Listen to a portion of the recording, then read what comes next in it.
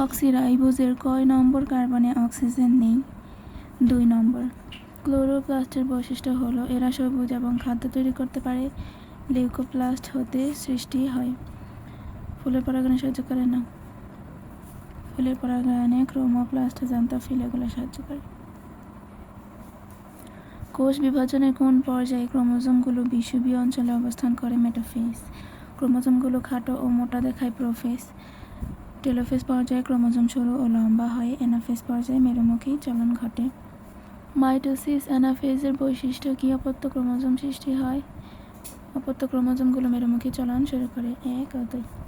Envelope থাকে না। নিউক্লিয়াসে nuclear envelope থাকে না। নিচের কোনটি reducing sugar? Glucose. Starch, cellulose, glycogen reducing sugar নয়। লিপিডের বৈশিষ্ট্য কি? পানির চেয়ে হালকা, ফ্যাটি অ্যাসিড ও গ্লিসারল দ্বারা গঠিত। হাড়ের সন্ধিস্থলে লুব্রিক্যান্ট হিসেবে কাজ করে হচ্ছে শর্করা। নিচের কোনটি ভাইরাস দ্বারা হয়? ইনফ্লুয়েঞ্জা। টাইফয়েড, নিউমোনিয়া, হুপিং কাশি ব্যাকটেরিয়া দ্বারা হয়।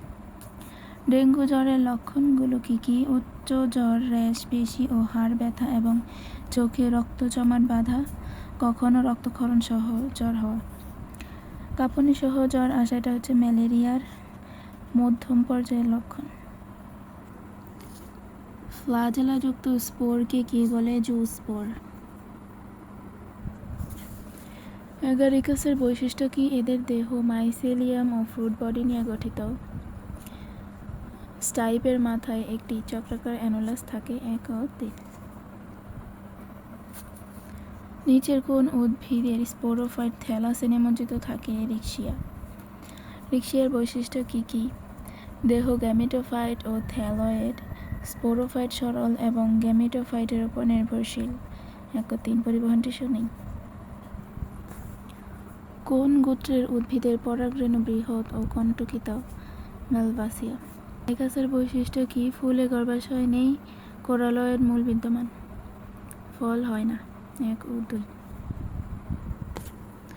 উদ্ভিদের মূলে কোন ধরনের ভাস্কুলার বান্ডল থাকে? অরিও।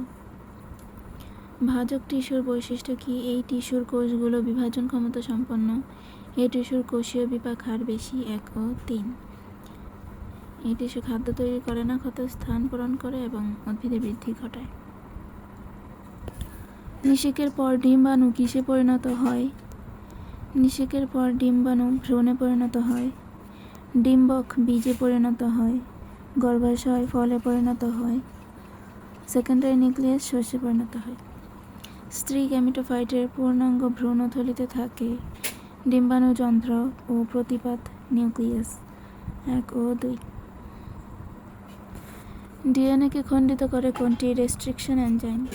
রিকম্বিনেন্ট ডিএনএ প্রস্তুত করার ধাপ কি? কাঙ্ক্ষিত ডিএনএ নির্বাচন। নির্দিষ্ট স্থানে ডিএনএ অণুকে ছেদন করার জন্য প্রয়োজনীয় রেস্ট্রিকশন এনজাইম নির্বাচন। 1 ও 2।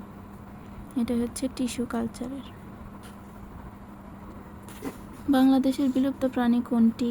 ঘড়িয়াল।